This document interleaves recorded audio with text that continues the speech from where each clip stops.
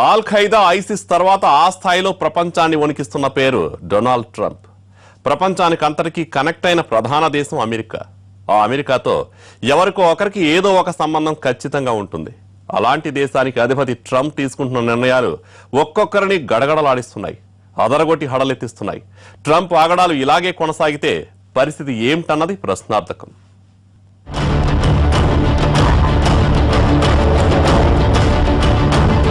జర్నలిస్టులంటే కసి, క్రోధం, తన గెలుపును శాసించేది వీళ్లేనన్న ఆందోళన వెరసి జర్నలిస్టుల మీద ట్రంప్ దాష్టీకాలు అన్నీ ఇన్ని కావు. లేకుంటే ఈ సీనియర్ జర్నలిస్ట్ ను ఎంత అవమానకరంగా బయటకు గెంటేస్తున్నారో మీరే చూడండి. It's not about Get out of my country. Get out. This is not about you. I'm a U.S. citizen too. Well, whatever. No, Univision. No, it's not about you. It's not about you. It's about the United States. No, it is. It's about the United States. ఒక reporter కి ఎవరినైనా ఏదైనా అడిగే హక్కు ఉంటుంది. ప్రజల శ్రేయస్సు కోసం ఎంతకైనా తెగించి కొట్లాడే దమ్ము, ధైర్యం కలిగిన వాడే జర్నలిస్ట్. ట్రంప్ పీఠమెక్కితే United States of America divided states of America అవుతుందన్న ఆందోళన జర్నలిస్టులది. జార్జ్ రామోస్ అనే ఈ జర్నలిస్ట్ ట్రంప్ లో ఇలాంటి లక్షణాలు పుష్కలంగా ఉన్నాయని ముందే గ్రహించి దాదాపు ఒక పోరాటమే చేశారు. And I am a reporter, an immigrant and a US citizen, and I have the right to ask any question to anyone. So I kept on asking my question, and at that point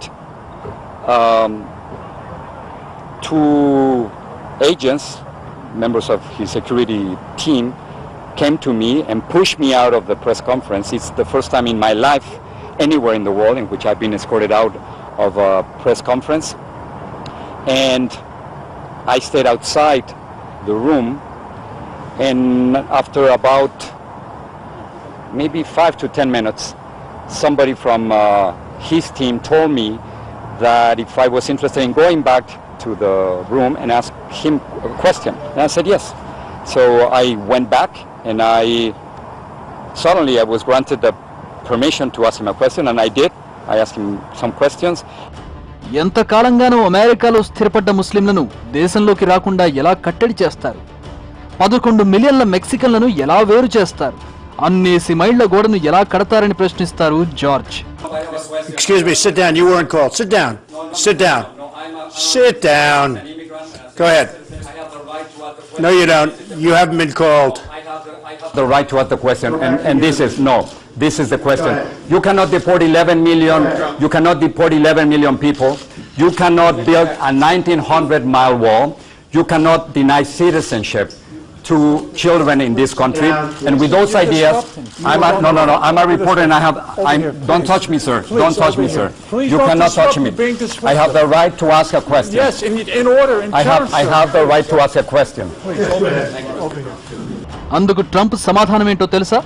తాను basic గా బిల్డర్ని కాబట్టి ఎంత పెద్ద గోడైనా అవలీలగా కట్టేస్తానంటారు Trump. మొత్తానికి గోడ కట్టేదే అన్నది మొదటి నుంచి ట్రంప్ చెబుతూ వస్తున్న సమాధానం.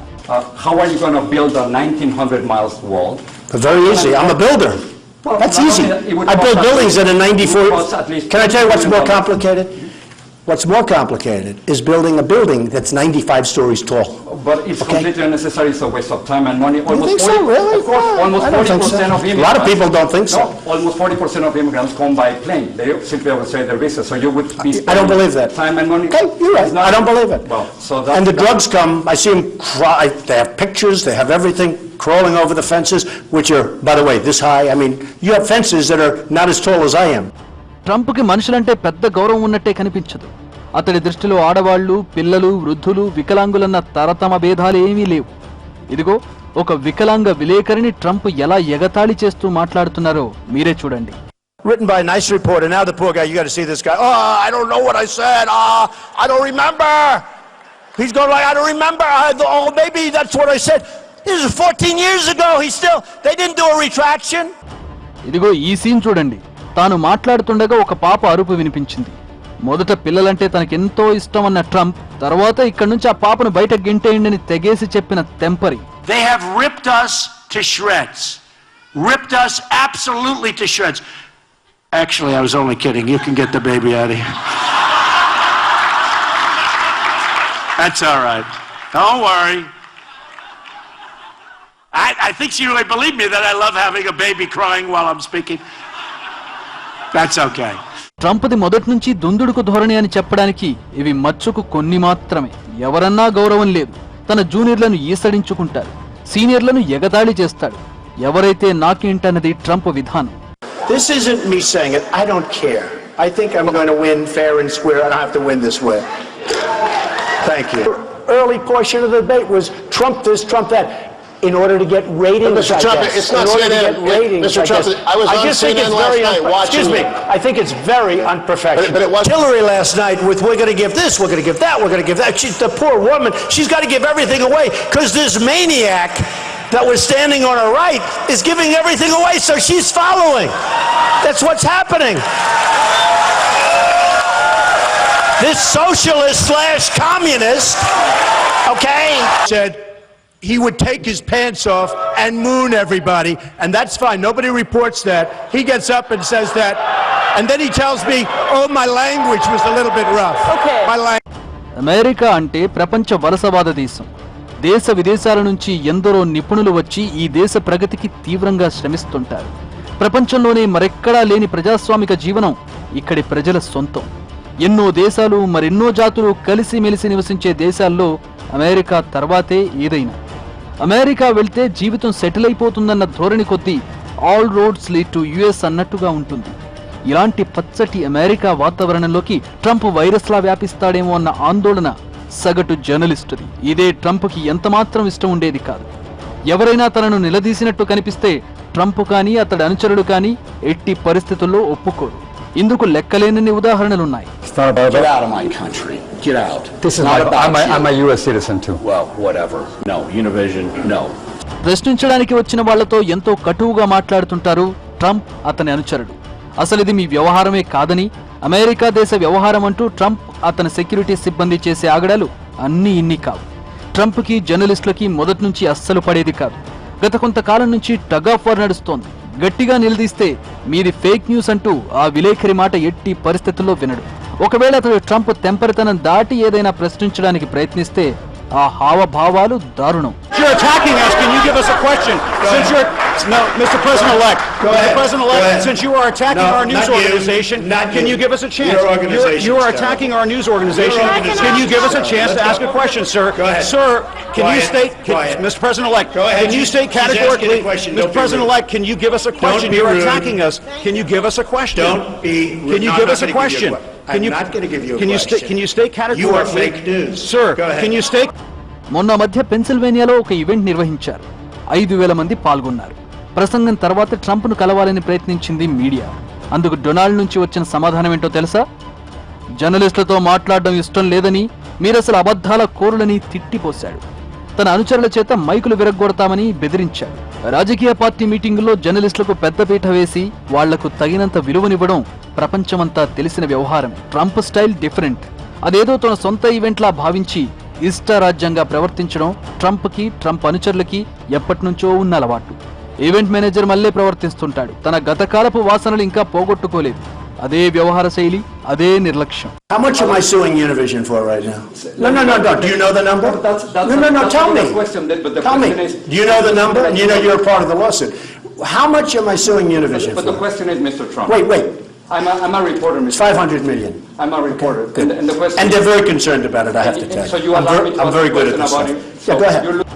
ఆఖరికి తన ప్రమాణ స్వీకార సమయంలోనూ ట్రంప్ వర్సెస్ జర్నలిస్టు పోరాటం ఆగనేలేదు. తన సభకు 15 లక్షల మంది వస్తే 2.5 లక్షలే వచ్చారని ఖాళీ ఫోటోలు చూపారని ఆరోపిస్తూ బెదిరించారు. మీ పద్ధతి మార్చుకోకుంటే తీవ్ర పరిణామాలు ఎదుర్కోవాల్సి వస్తుందని హెచ్చరికలు జారీ చేశారు. We have some very bad ones. And Trump అధ్యక్ష పీఠమెక్కి పట్టుమని 10 రోజులు కాలేదు. అప్పుడే కీలక నిర్ణయాలు. దీంతో అమెరికాలో ఎప్పుడేం జరుగుతుందో అర్థం కాని పరిస్థితి. ఒకప్పుడు ప్రపంచవ్యాప్తంగా చెలరేగిన అలజడులు ప్రస్తుతం అమెరికా అంతటా విస్తరిస్తున్నాయి. ట్రంప్ టమారంతో అంతా గజిబిజి గందరగోళం.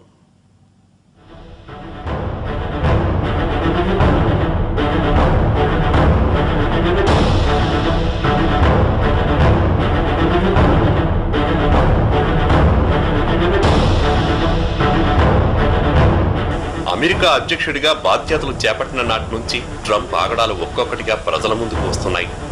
ఇప్పటి వరకు ఎప్పుడో ఎక్కడో తప్ప అంతా ప్రశాంతంగా ఉన్న అగ్రరాజ్యంలో వరుస పెట్టిన అలజడులు చెలరేగుతున్నాయి.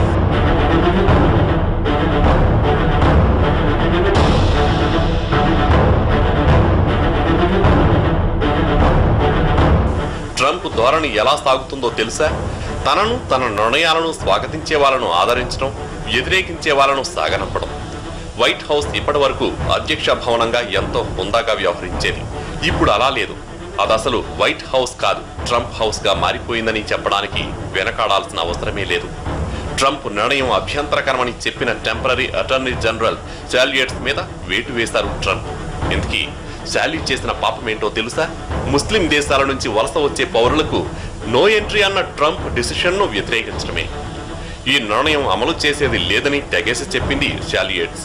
దీంతో శాలీని తొలగిస్తూ ఉత్తర్వులు జారీ చేశారు. అంతేకాదు, ఏడ్స్ ఒబామా అటార్నీ జనరల్ అని ఒక ముద్ర వేసి మరీ సాగనంపారు. కొత్త అటార్నీ జనరల్ గా సెయింట్ జెఫ్ ను ఎంపిక చేశారు. ట్రంప్ తీసుకున్న ఈ నిర్ణయం సెనేట్ ఇంకా ఆమోదం తెలపాల్సి ఉంది. ట్రంప్ సర్కార్ ఎప్పుడేం చేస్తుందో, ఎవరి పదవి ఉంటుందో ఊడుతుందో తెలియని దుస్థితి దాపురించింది. ట్రంప్ నిర్ణయాలను దాదాపు 800 మంది దౌత్యవేత్తలు వ్యతిరేకించారు. ముస్లిం బ్యాన్ నిర్ణయాన్ని తిరిగి తీసుకోవాల్సిందిగా వైట్ హౌస్ కి లేఖలు రాశారు. ప్రపంచంలోనే మెజార్టీ వర్గానికి చెందిన కమ్యూనిటీపై బ్యాన్ విధించడం కంటే ఒక రకంగా యుద్ధానికి పచ్చజెండా ఊపడమే అన్నది వీళ్ల వాదన. ఈ విధానాలతో అమెరికా పూర్తిగా పతనమైపోతుందని హెచ్చరిస్తున్నారు ఈ దౌత్యవేత్తలు. వీళ్లు రాసిన లెటర్లకు వైట్ హౌస్ నుంచి ఇంకా సమాధానం రాలేదు.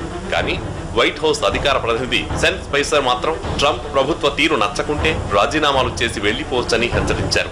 ప్రభుత్వ ఫలాలను అనుభవిస్తూనే అమెరికన్ల సంక్షేమం కోసం తీసుకున్న నిర్ణయానికి వ్యతిరేకంగా మాట్లాడితే ట్రంప్ సర్కార్ చూస్తూ ఊరుకోదని గట్టి సమాధానమే ఇచ్చారు. దీంతో దౌత్యవేత్తలకు ఏం చేయాలో పాలుపోవడం లేదు.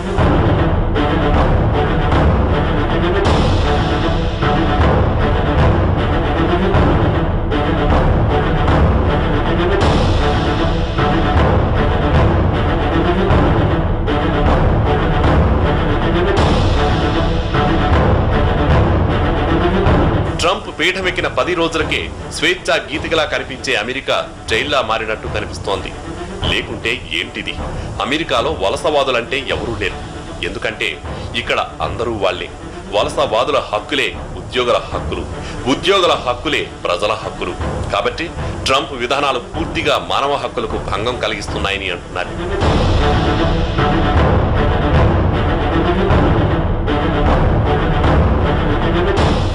అమెరికా అంటే అందరూ సమానమనే భావనతో ఉండే దేశం. ప్రస్తుతం అమలవుతున్న ఆంక్షలను బట్టి చూస్తే అలా కనిపించడం లేదు. మెక్సికో గోడ నిర్ణయంతో యునైటెడ్ స్టేట్స్ ఆఫ్ అమెరికాలో డైవర్షన్ వచ్చేసింది. 7 ముస్లిం దేశాల నిషేధం నిర్ణయంతో చేజేతుల ఐసిస్ కు మరింత బలం చేకూర్చినట్లయింది. ఇకపోతే H-1B వీసా. ఇదైతే భారత్ తదితర దేశాల యువతకు హైపర్ షాక్. 3కు 3 dangerous decisions. గోడ ఎందుకు కడుతున్నారని అడిగితే ట్రంప్ చెప్పే సమాధానం వాళ్ళు కేవలం వాళ్లుగానే రావడం లేదని, తమ వెంట డ్రగ్స్ నేరాలనే సమస్యలను తెస్తున్నారని అంటారు. మరి వాళ్ల ద్వారా ఇక్కడ అమెరికా ఎన్నో సేవలను చేయించుకుంటోంది. మెక్సికో లేకుంటే అమెరికన్ సొసైటీని ఊహించలేమంటారు ఇక్కడి వాళ్ళు. వాళ్ల ఫుడ్ నుంచి మొదలు పెడితే మ్యూజిక్ వరకు ఇక్కడి అమెరికన్ సమాజంలో గత కొంతకాలంగా కలగలిసిపోయింది. అమెరికన్ సొసైటీకి తమ కాయ కష్టంతో ఎన్నో సేవలను అందించిన వాళ్ళు మెక్సికన్లు. అలాంటి మెక్సికన్లు రాకుండా గోడలు కట్టేస్తే ఇక్కడి పరిస్థితులు ఏమైపోవాలి? మామూలుగా ఒక నిర్దోషిని తప్పించడానికి ఎంతమంది దోషులను వదలడానికైనా సిద్ధపడటం సహజ న్యాయధర్మం. ఎవరో డ్రగ్స్ రాకెట్ నడుపుతున్నారని అందర్నీ డ్రగ్ మాఫియా మెంబర్లను చేయడం ఎంతవరకు సమంజసం అంటారు కొందరు.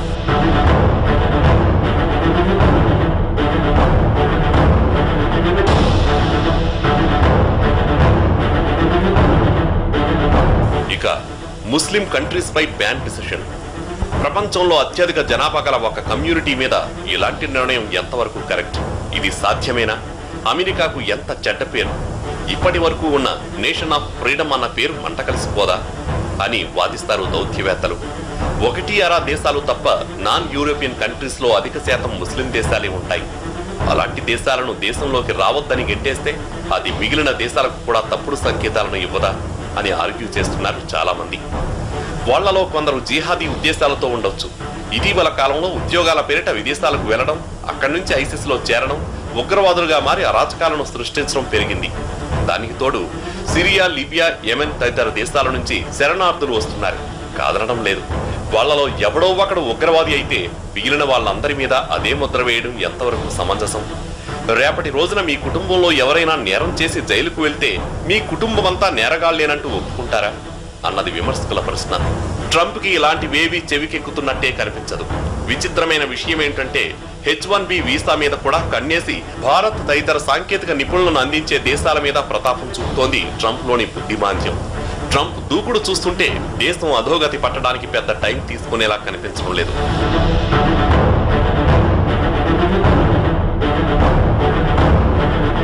ఇప్పటికే ఈ నిర్ణయం ఐటీ కంపెనీల మీద ప్రభావం చూపింది. షేర్లు పడిపోయాయి. H-1B వీసా హోల్డర్ల కనీస వేతనం $130,000 పెంచారు. బాగానే ఉంది. మరి కొత్తగా వచ్చే వాళ్లకు ఏడాదికి $130,000 జీతం ఎక్కడి నుంచి వస్తుంది? అదేమంటే నిపుణులైన వాళ్ళని అర్హులని చేస్తున్నామని, ఎవరంటే వాళ్ళు రాకుండా జల్లెడ పడుతున్నామని అంటున్నారు. ఇది 5 స్టార్ విధానమని, ఎడాపెడా వచ్చి పడే వలసవాదులకు చెక్ పెట్టడమే చేయమంటున్నారు. ఓకే, ఇది అమెరికా అంటే ఉండే క్రేజ్ ను, డ్రీమ్ ను డామినేట్ చేయదా? ఇప్పటి వరకు పాలించిన వాళ్ళను ఈ విధానం తెలియకనా $60,000 పరిమితిగా పెట్టింది. 1989లో ప్రవేశపెట్టిన ఈ చట్టాన్ని ఇప్పటి వరకు మార్పు చేయలేదంటే కారణమేంటి? పైపెచ్చు ఒబామా ఈ వీసాపై వచ్చిన ఉద్యోగుల అర్థాంగులను ఉద్యోగం చేసుకునే వెసులుబాటు కూడా కల్పించారు. ఎందుకు? పరిస్థితిని అర్థం చేసుకోవడం వల్లే కదా అని ప్రశ్నిస్తున్నారు H-1B వీసా హోల్డర్లు. వీసాల మీద వేటు, 7 దేశాల నిషేధం అమెరికాలో తీవ్ర ఆందోళనలు రేకెత్తిస్తున్నాయి. వలసల్ని పరిమితం చేయడాన్ని మైక్రోసాఫ్ట్ కూడా తీవ్రంగా వ్యతిరేకిస్తోంది.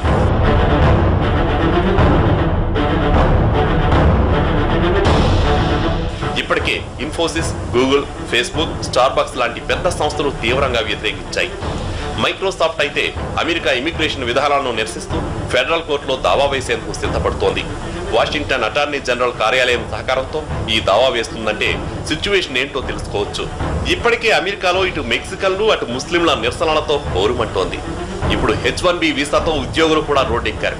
2,000 మందికి పైగా గూగుల్ ఉద్యోగులు రోడ్డు మీదకు వచ్చారు. ఇమిగ్రేషన్ ఆర్డర్ కి వ్యతిరేకంగా ర్యాలీ నిర్వహిస్తున్నారు. ట్రంప్ ఆదేశాలకు చెక్ పెట్టేందుకు 4 మిలియన్ల సంక్షోభ నిధిని వలసదారుల సమస్యల కోసం సమీకరించి మరీ ఈ నిరసన కార్యక్రమం చేశారు. ఈ ర్యాలీకి దేశవ్యాప్తంగా ఉన్న గూగుల్ క్యాంపస్లు మద్దతు పలికాయి. అమెరికాలో ట్రంప్ అంటే జనానికి ఎంత కంపరమెత్తిపోయిందంటే దేశమిలా అట్టుడుకుతుంటే ట్రంప్ కుమార్తె ఇవాంకకు ఇదేం పట్టడం లేదు. పార్టీకి $5,000 ఖరీదైన గౌన్ వేసుకుని హాజరైంది. ఆ ఫోటోలను ట్విట్టర్, ఇన్స్టాగ్రామ్ ఖాతాల్లో పోస్ట్ చేయడం చూసి మండిపడుతున్నారు నెటిజన్లు. దేశవ్యాప్తంగా నిరసన జ్వాలలతో రగిలిపోతుంటే పార్టీలు కావాల్సి వచ్చాయా అంటూ ఒక్కొక్కరు తీవ్రంగా దూషిస్తున్నారు. ఇవే కాదు, ట్రంప్ మరికొన్ని నిబంధనలను కఠినతరం చేసేందుకు సిద్ధమవుతున్నట్టు తెలుస్తోంది. ఇదే జరిగితే ఇప్పటి వరకు ప్రపంచమంతా అలజడులు సృష్టించిన అమెరికా ఎప్పుడూ ఏదో ఒక నిరసన కార్యక్రమంతో అట్టొడికేలా కనిపిస్తోంది. భూతల స్వర్గం కాస్త నరకంలా మారేలా తెలుస్తుందంటున్నారు దౌత్య